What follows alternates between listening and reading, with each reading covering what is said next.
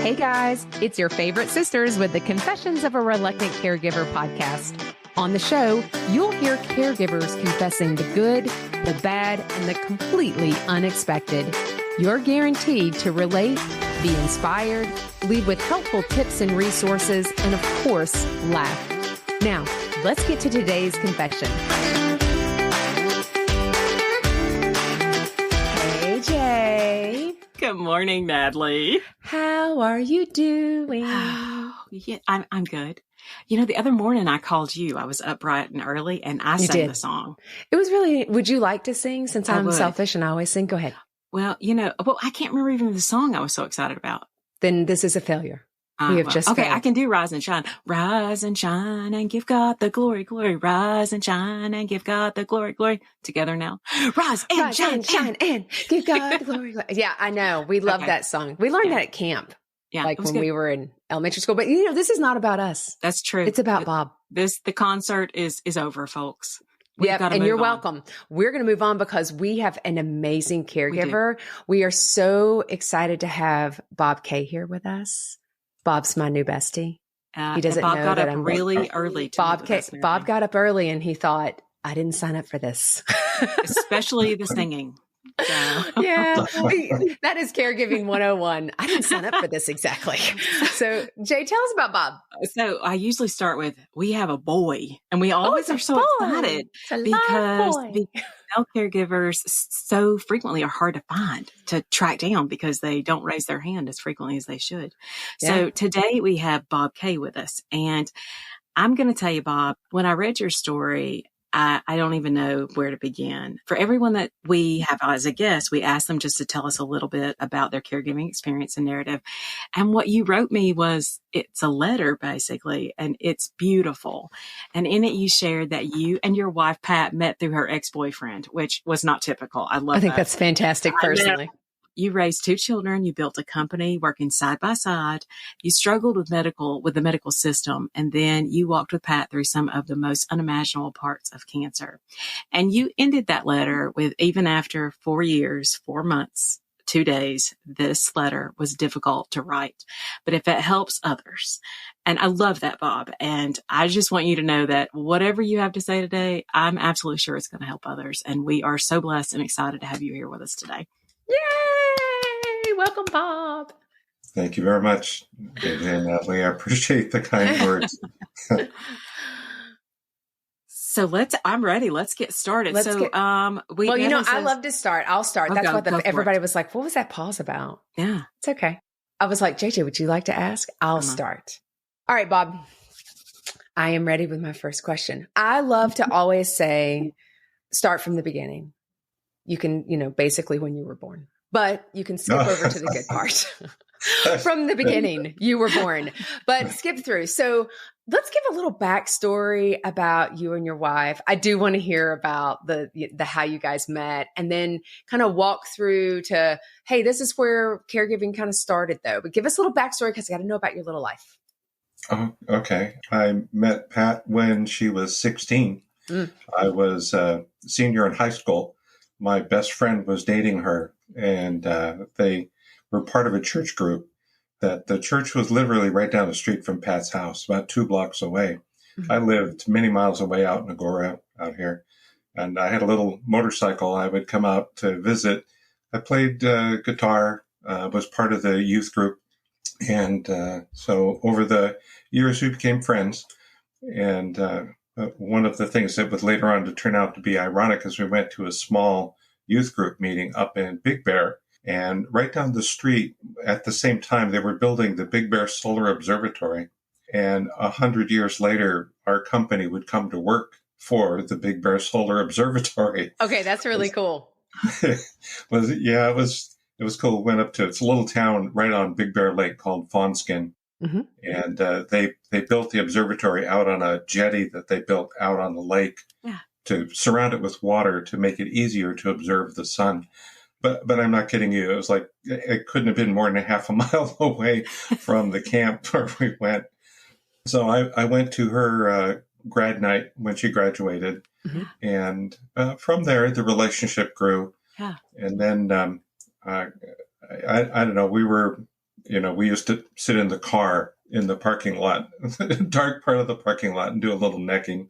And, was that Bob. at the church? Bob. Anyway, pretty daring for an engineer type, let's just say. That's okay. So, how long were you married? So you guys dated, but how long were you married? 45 years. 45 years, yeah. Yeah, 1974 was actually May 11th was a Sunday.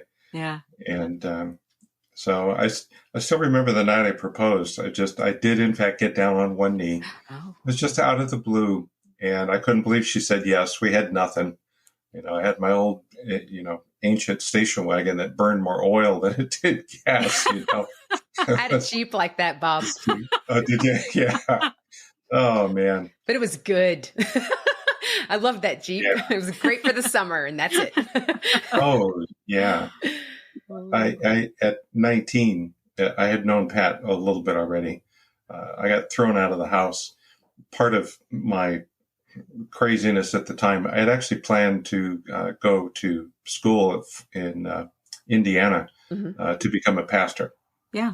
And since then, I've kind of fallen away from the church. I'm not an atheist, but I'm not religious so much anymore. Mm-hmm. But my mom and I had an argument, falling out. She threw me out.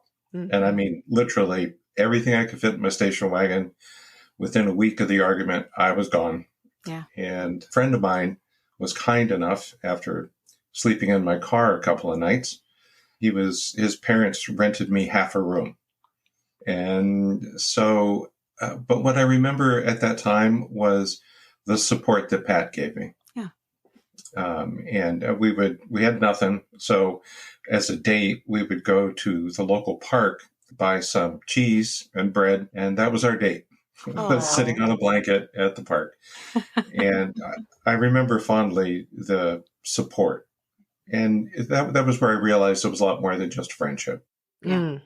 And it was, I think within a year of that, that I proposed, and then sort of got back together with my family. I had a rough road with my mom forever. Yeah. And it wasn't until I was older that I realized, and having been through the same experience with a few other people, I realized my mother was bipolar. And there were a lot of other mitigating circumstances. Yeah. My uncle was a drug addict. Yeah. And forever, we would go visit him. And I thought he was part of the Conservation Corps.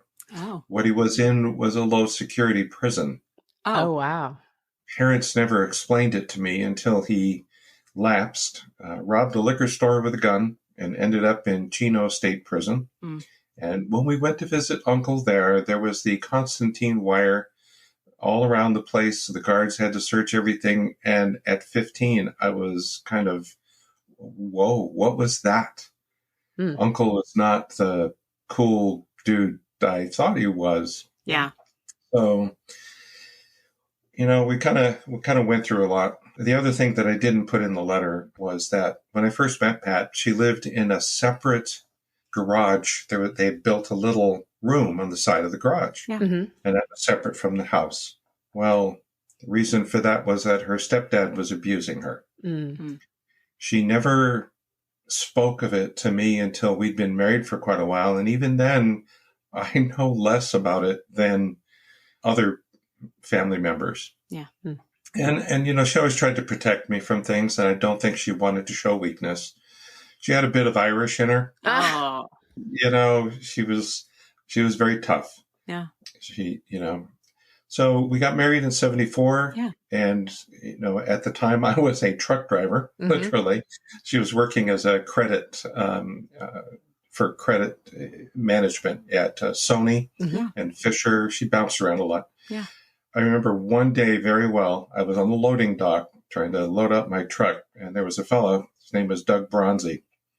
He was, I'll try to keep my language clear because just to be This is a clean podcast, Bob. Okay. Well, just walk me upside the head if I slip off. Doug was a real bum. and SOB. Yeah. And he just was full of himself. And I remember one day I'm on the loading dock and he was yelling at me for some dumb reason that had nothing to do with me. And I looked at him and I decided at that moment I was going to go back to school. Oh, yeah. I had tried and I kept throwing me out because I was very rebellious, which is probably why my mom threw me out. And I remember going home and Pat and I talked and we decided we would put each other through college. I love that. Wow. So the deal was whoever was going to school, whoever was doing the working, they got the car because you only have one car. Yeah. Yeah. I had a motorcycle. That was about it. But so she told me I should go first. It was fine. So I went to Cal State Northridge. I started at junior college. Then I went to Cal State Northridge because, again, I was still rebellious, but now I was a little more focused. Yeah. And then it took me about 6 years to get through. And I had some very good teachers and very good mentors. And then Pat went to school for business. Yeah. And graduated. And I got her picture on my desk. And so it was kind of cool. And it was after that we were living during that entire time in some government subsidized apartment complex. And I came home one night and we had known it was kind of a rough neighborhood. And my motorcycle had been vandalized numerous times. Our car, they tried to tow off. I come home one night and the police helicopters are circling. A cop on a motorcycle with a shotgun was riding through the complex. I looked at Pat and I said, now that I've got a job, we ought to move. Yeah. Probably a good idea. Yeah. Probably a good idea. No. So you guys move and we rented a condo and it was in a cool spot at the very end and the end, the back, our condo looked out over the wild woods. Yeah. It was beautiful. Yeah.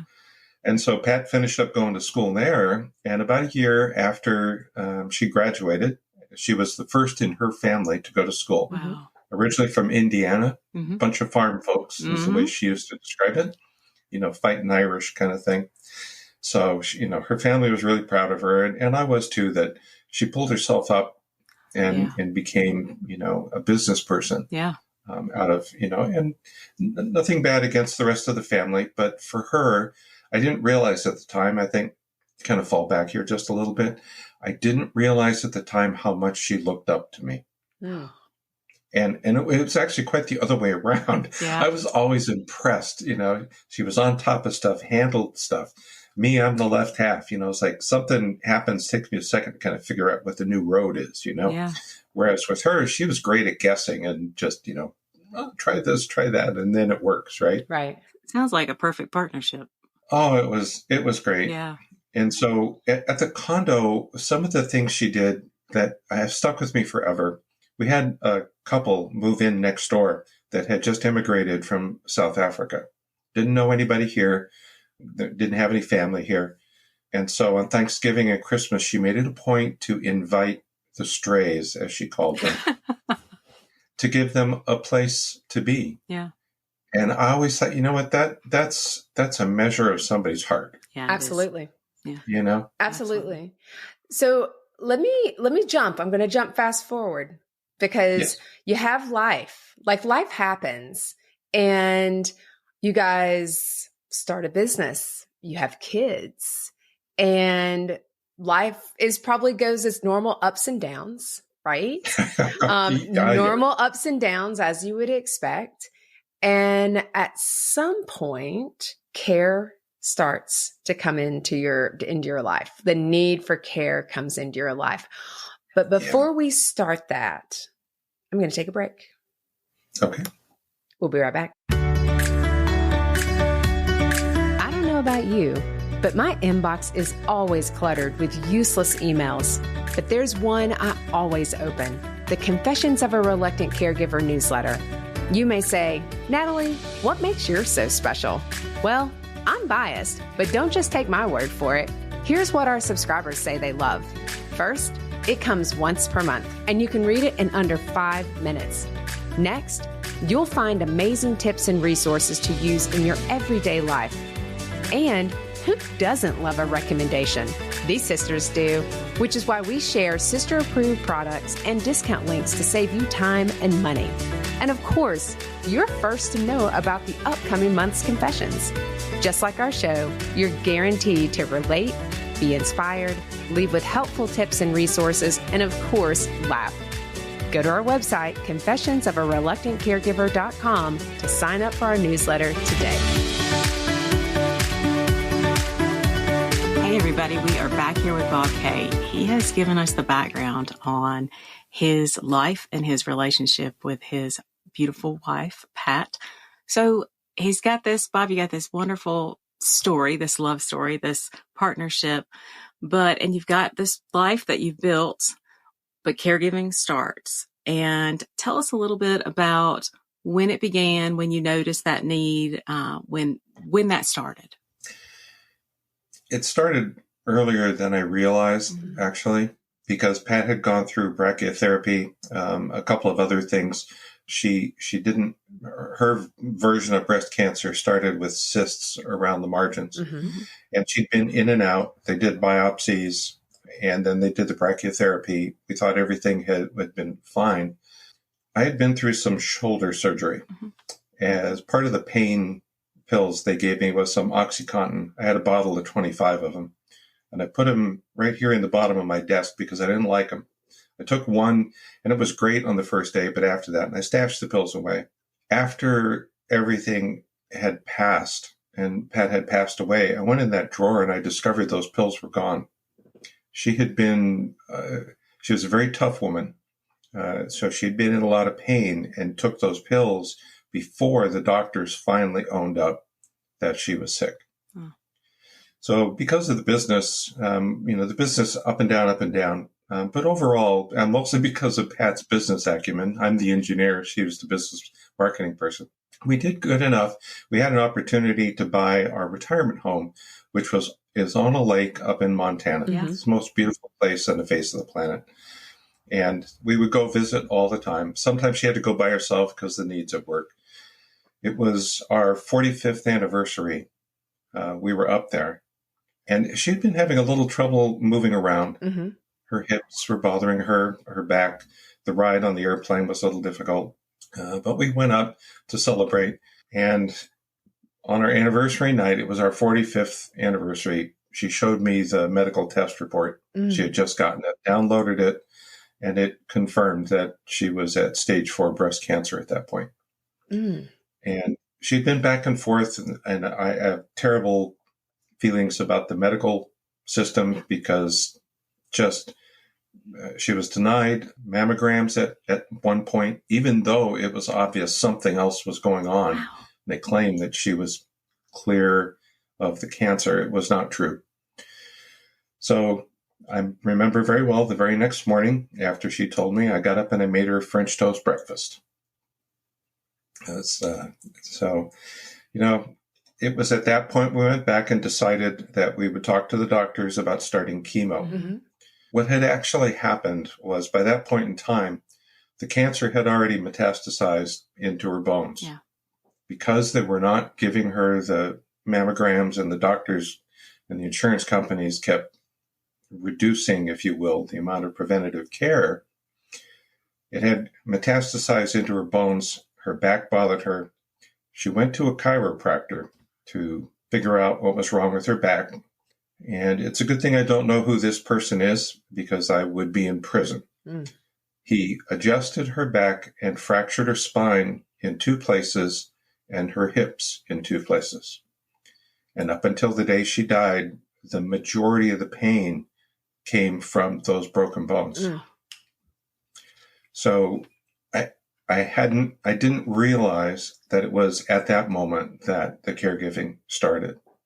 It kind of hit me in the face when we talked to the oncologist and we started the chemo.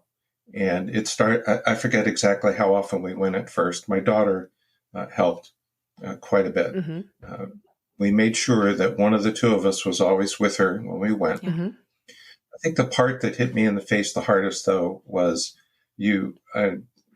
bear with me, but you would go into a little room at the oncologist, there'd be maybe 5 or 6 other people there who were also receiving chemotherapy. Yeah. And what I came to see was 5 out of 6 were women.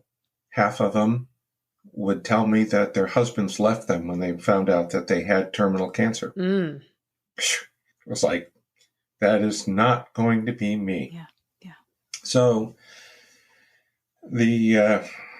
of course, the side effects from chemo, everybody knows. And, Stephanie and I did our best to make her as comfortable as possible. We live in a 2-story house. At one point, she no longer could go upstairs. Right. Where the bedroom was. So I slept on the floor by her a couple of times. My back could not take that. And she was on the couch or in the chair. And that's when the caregiving really started. Yeah. What did that look like, Bob? Because you've got a full business you've got your engineering consultant business that you're doing.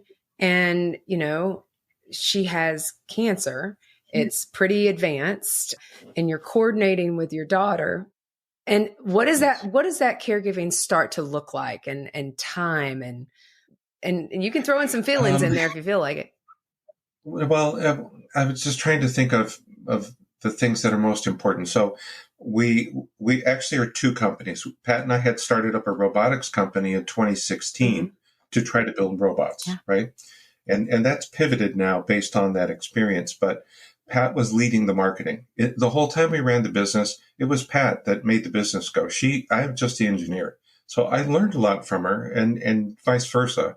Some of the most successful engineering projects we had, Pat ran them when we had nobody else to do them at the time. So we were both very adept at that. But in 2019, when we found out she had cancer, she had already started the marketing, and we had a board of directors, we had a bunch of advisors. In November of that year, only 2 months before she would pass, she held a marketing meeting. She went into work. She had lost her hair. We realized wearing a wig sounds great, but it's just too freaking hot. So she had a little hat on. She held the marketing meeting. There were 7 other business people there that were not part of the company. They were strategic advisors, potential customers. She was going to go in there and run that meeting. That was her last time into the office. But what was amazing to me, and one of the things that continues to motivate me, there were 6 people that have been with the company for 10 years. During the time that Stephanie and I stayed home to take care of Pat, about 3 months towards the end there, we couldn't go in at all. The crew ran the company. We took care of the billing and the finance and the other stuff, but they made the customers happy. And so I've held, a number of Christmas parties and other meetings since then. And I've just flat out told them they are my extended family, whether they like it or not. They're caregivers. Yeah. And that's a testament to you though, Bob, and the person that you and Pat are, in this environment, to keep employees, but to keep employees that become family, that care about you. That's a testament to who you are as people. I appreciate that, JJ, but I write the word team with a capital Absolutely. T because they're very special. Yeah. And since then, what I've done is I have appointed 4 of them, which includes my daughter, to what I call the steering committee, because now I'm sole board member, so I can do whatever I want, right? But I have explained to them that I'm now 71 years old, and although I feel okay, I don't think anything bad is going to happen. We've built something where the company culture is important to us. They want to continue on. So the purpose of the steering committee is I'm easing them into understanding how to run the business. Of course. And ultimately, they will take over. So that's one of the byproducts that came out of this, because Pat and I always cared about the team. Yeah.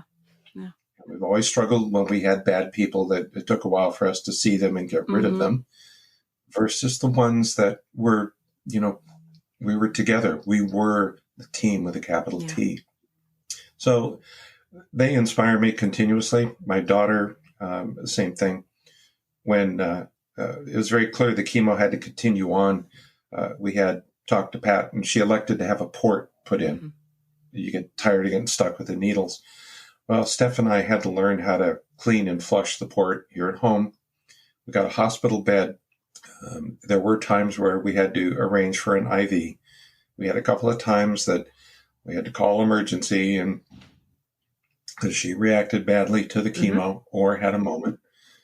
And at one point, she had a walker, a rolling one you could sit down or use, and it slipped out and she fell. And I began to realize how difficult it is to help somebody up who has a fractured hip. The pain was terrible. Towards the end, she was taking OxyContin, morphine, and fentanyl patches to deal with pain. And that was hard to watch, I will admit. But she needed, a bath. She needed dinner, whatever. Steph and I did it all. Steph moved back in the house and stayed with us. I was going to ask you about your daughter. So it sounds like she did move back in, and she was your right hand, I guess? Yes. Okay. Yeah. Well, and since she's stepped up to take over the finance and the business for the company. So between the two of us, we're a father-daughter powerhouse. Sounds like you had some experience, though, from your caregiving of just kind of amplifying that relationship. That's a byproduct of that teamwork, because I hear a lot, because I'm going to stick with caregiving, Bob. I hear a lot of what you're saying that, practices, that things that you do in caregiving translates over into other parts of your life. You're working with other people, you're negotiating, you're collaborating. There are probably frustrating moments, and how do you have difficult conversations? So, I hear that. And so, your daughter moves back in, and I'm sure that's a different dynamic for you and your wife. I mean, you probably, I don't doubt for a second that you love your daughter, but there's a third person back in the house. And so what was life like for you guys during that time? And did you have training? Here's a different question. I'll go back to what was life like. Did you have training on how to do the bathing, formal training, how to do the bathing, how to do the lifting, proper lifting to make sure that you didn't get hurt? I mean, Bob, you're not a spring chicken. Yeah, that's absolutely true. And the answer is none. And I have some of the stuff we do at work is medically related. We design medical products. So I have been, aware of, hospital treatment, how to roll somebody over, things like that. But, taking out a splinter out of her finger, I can go in there on myself and take an X-Acto knife and slice myself open. No problem. I could not bring myself to do something to hurt her. I couldn't take her splinter out. So to learn how to overcome that, I mean, now she's got a port. Now I have to help with the IV. Now I've got to help bathe her. We kept an emesis basin very close by. Matter of fact, I had two of them so we could swap them out, keep them clean, and they wouldn't smell, right? I mean, things like that. And, though it's a test of how much you love somebody, I guess is maybe one way to say it. Right. Because it's like, what she was like, I'm really sorry. I was like, I didn't mean to, throw up in front of everybody while everybody else is eating dinner. We're like, we don't care. Exactly. It doesn't matter to us. It's all right. We'll clean it up. And I think I was trying to be sensitive to, it probably bothered her more than us. Do you know what I mean? I sure do. And for us, it's like, you just go get the wet cloth and you clean it up, right? So something I do want to say is my son was in the Marine Corps, served in combat, and has PTSD as a permanent disability. I met a bunch of his friends who were in combat. I'm familiar with PTSD up close and personal. This experience has shown me I am on the autism spectrum and I have PTSD. But in my role at work, leadership is the most important thing to creating that company culture. And leadership is not playing the poor me card. It's not having a bad day. It's those frustrations and the ups and downs, being stoic at the right times, being emotional at the right times with not only the crew, but your customers. And then dealing with the government and the taxes and all the other stuff you got to deal with, right? And I've come to realize that that's the test of true leadership out of all this.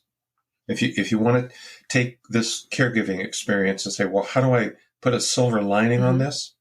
It's like, yes, I know I have PTSD. How do I deal with it? I cannot cure it. Yeah.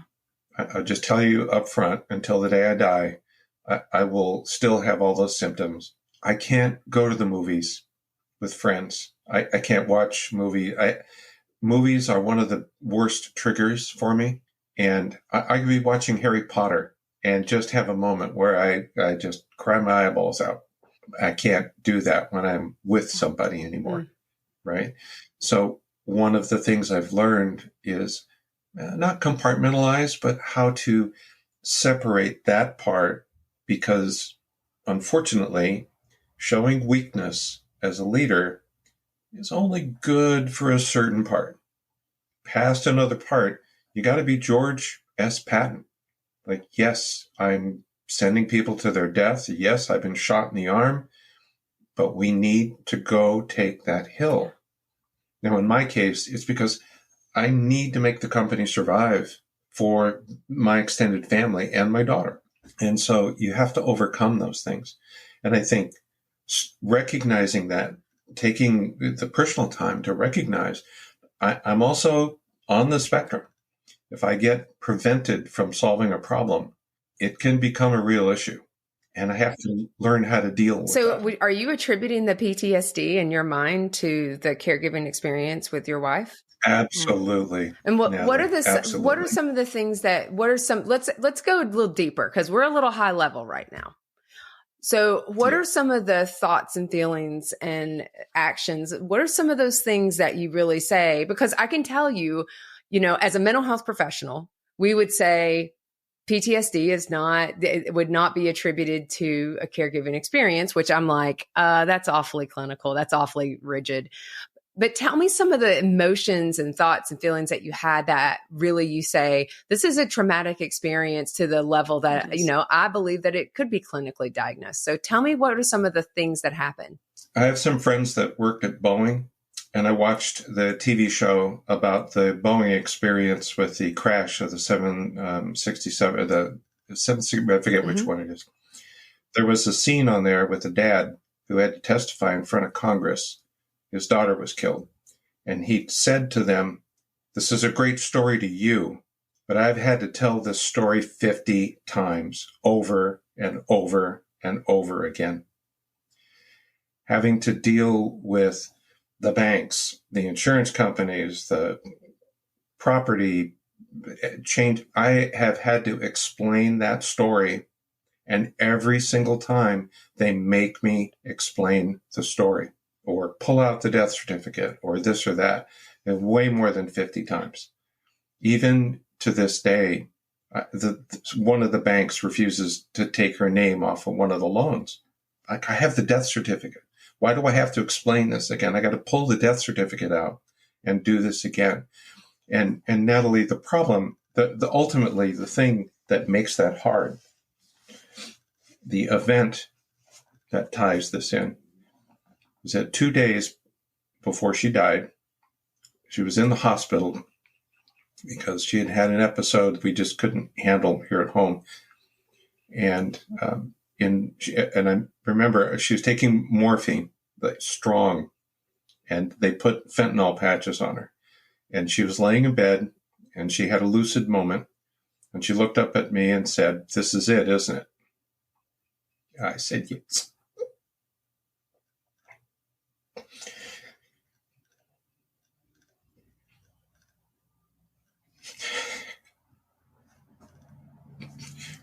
She made me promise to do 4 things. I've done all but one. And that's because she wanted me to take care of myself. But I needed to take care of everyone else. That, every single time I give somebody a copy of the death certificate or they make me explain the story again, it's that moment that I remember. So it's, it's not a flashback in the common sense, well, say. In some definitions, Okay. To me, exactly. It is. Because it takes me back to that moment, boy. And, she was, I said, I decided I never lied to Pat. I told a white lie, a fib now and again. I mean, I'm a husband, We're imperfect we people. do stupid It's stuff. okay. Trust me. I've done my own share, Bob.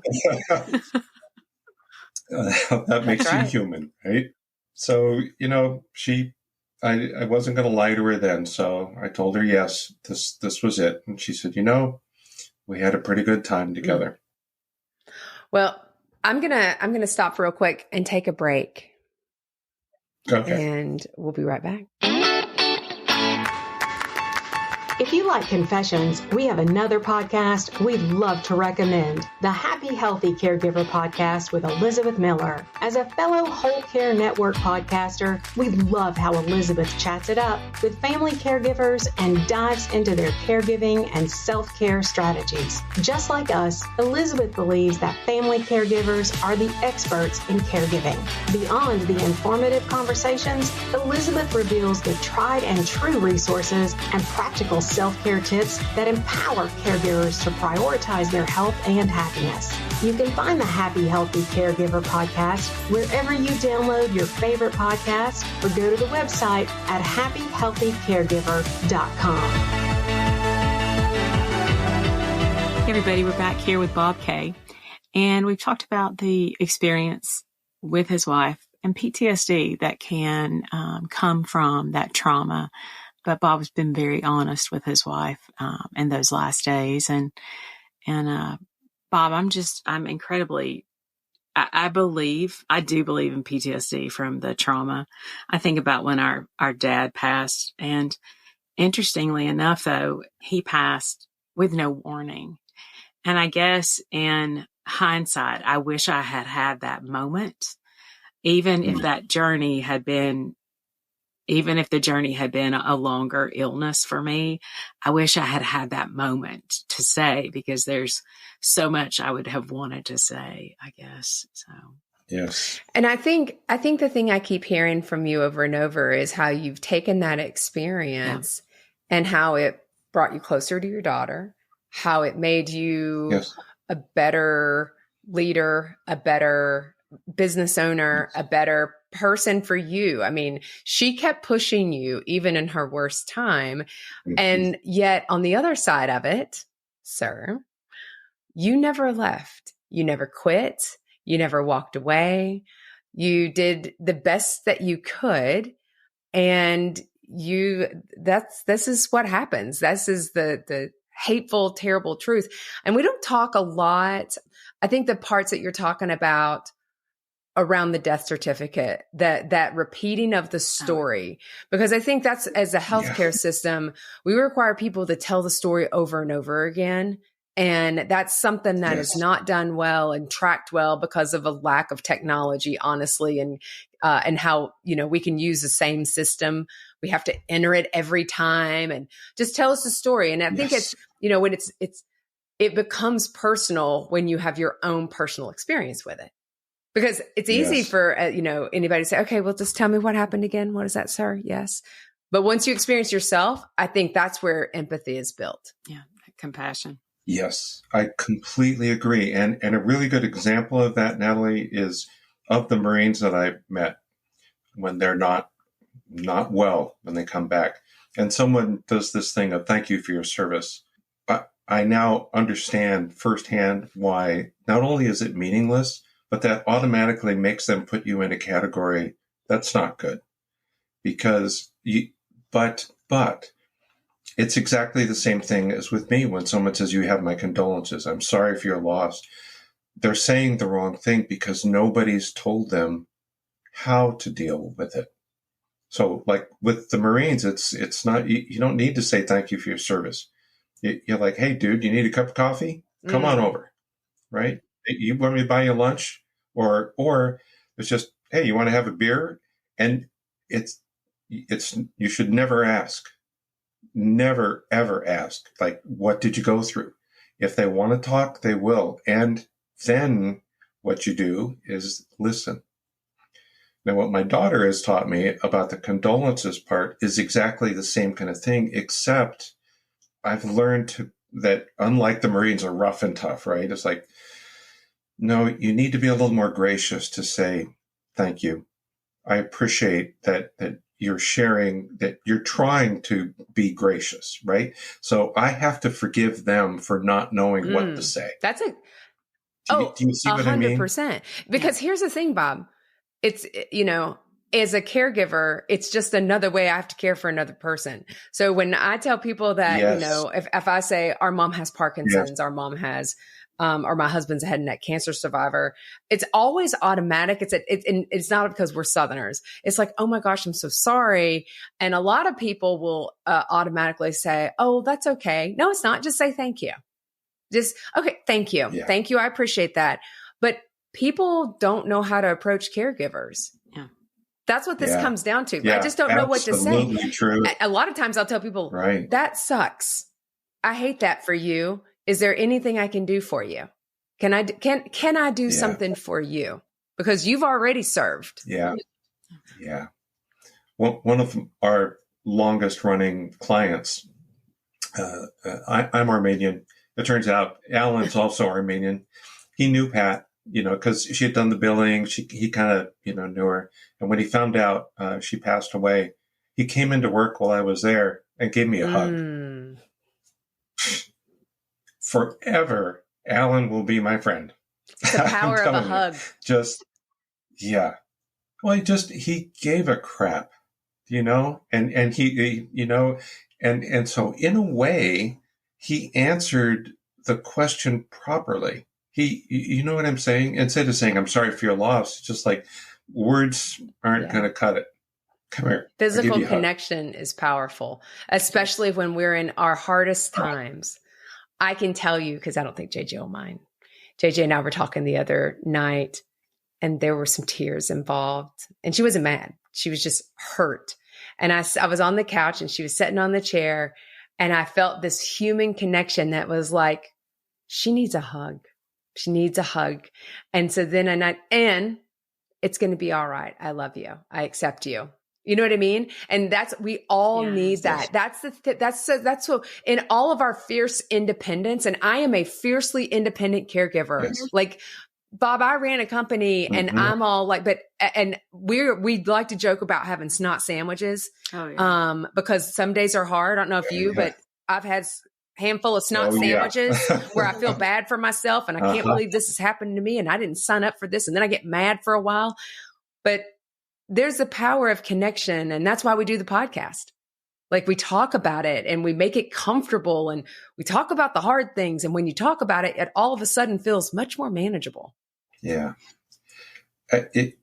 While Pat was in the hospital, she would still fire up her laptop. Of course she was did. Before it got too close to the end. And she would do the emails and whatever. We had a customer who was late in paying, owed us money. She would wrestle with him over emails. And then finally she said, I'm just going to put a stop work. We did that a couple of times. After Pat passed away, Stephanie and I finally said, look, we're done with this guy. He's not paying. We're going to stop work. So 1 month after Pat passed away, a number of major events happened in my life. That company turned around and sued us for non-delivery, but we'd stopped work because they weren't paying. And the lawsuit is finally getting settled within this month. That drug out. I had to disown my brother for being a heroin addict. Never in my life had I been served papers. Bank of America was our bank for the entire time we were married. Because of COVID and the impact on the business, I was late in paying on the credit card. They sent me to collections along with Citibank. I could go down the rest of the list, but there were 11 major events. And getting through those was not as bad a challenge, let's say, as dealing with Pat, but it added to it, right? And I came to realize it's the real test of who you are. And it comes back to that leadership thing and being a good dad and being a good person, right? Are you going to give up? No, or not? So what it really did for me was it prompted some serious introspection about who in the heck are you really? Yeah. Right? And you're right. One of the reasons I believe I'm on the autism spectrum is I don't take compliments. It's very difficult for me to accept compliments. I could be the guy that landed on the moon, and I still will not accept that I did any major thing here. I'm just doing my job, okay? But you can't do that in the leadership role, and you need to see it both ways, right? So, it made me grow up in a funny way, really, right? I mean, I know it sounds kind of odd, but I would say I'm a better person, a better leader. Not perfect. Don't get me wrong. I got all my own terrible things I've still done.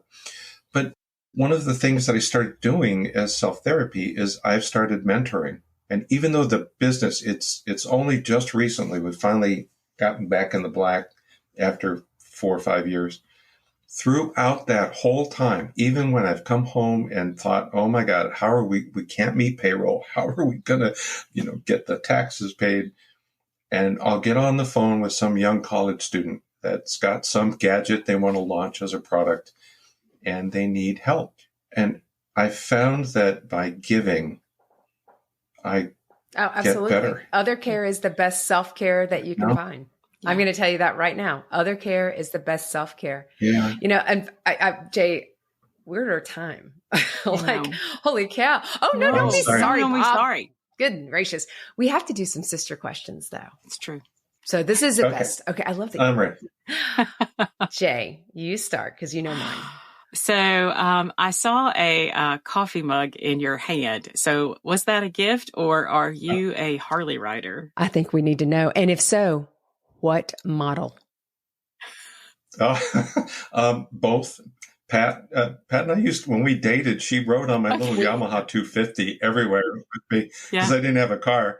So when, business was good, she took me to the Harley store. I was like, it was a guy's dream. She said, they're having a sale. What did you get? I picked a lowrider, a Dynaglide.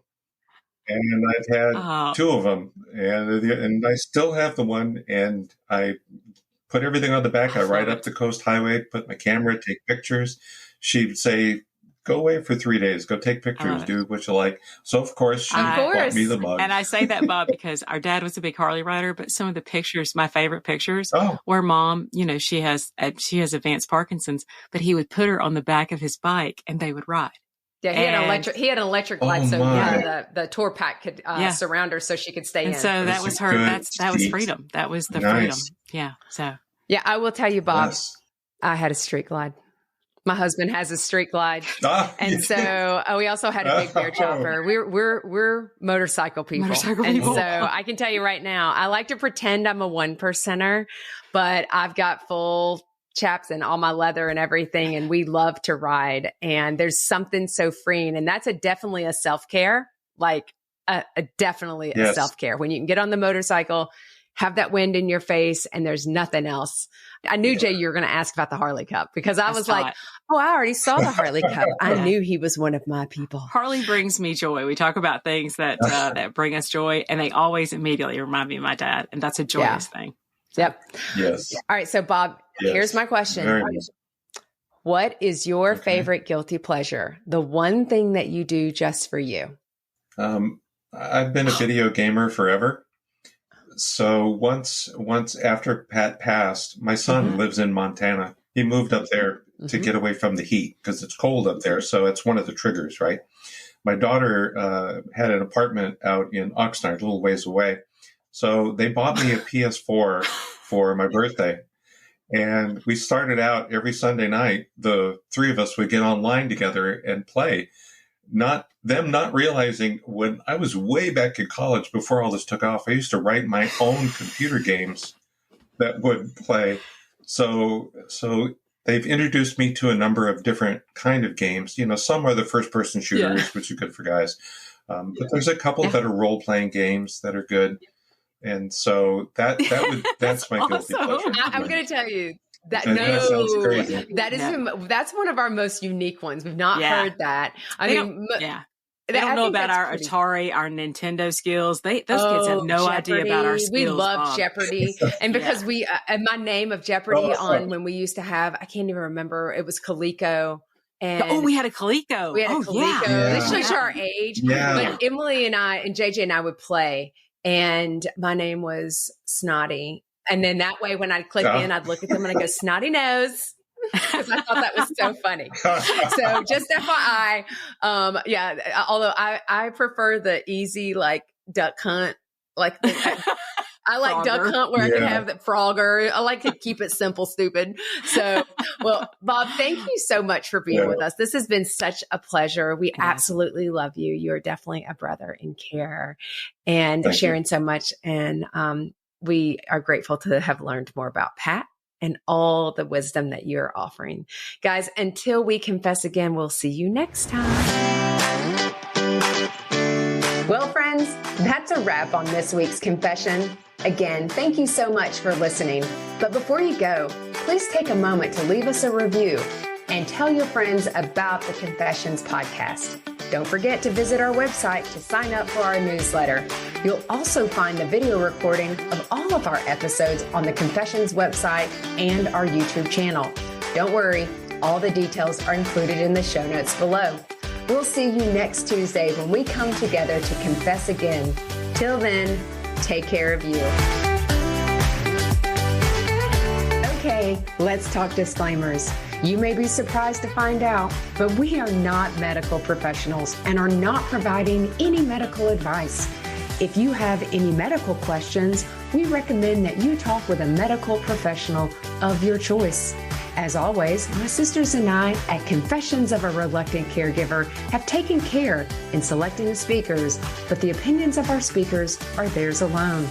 The views and opinions stated in this podcast are solely those of the contributors and not necessarily those of our distributors or hosting company. This podcast is copyrighted and no part can be reproduced without the express written consent of the Sisterhood of Care, LLC. Thank you for listening to the Confessions of a Reluctant Caregiver podcast.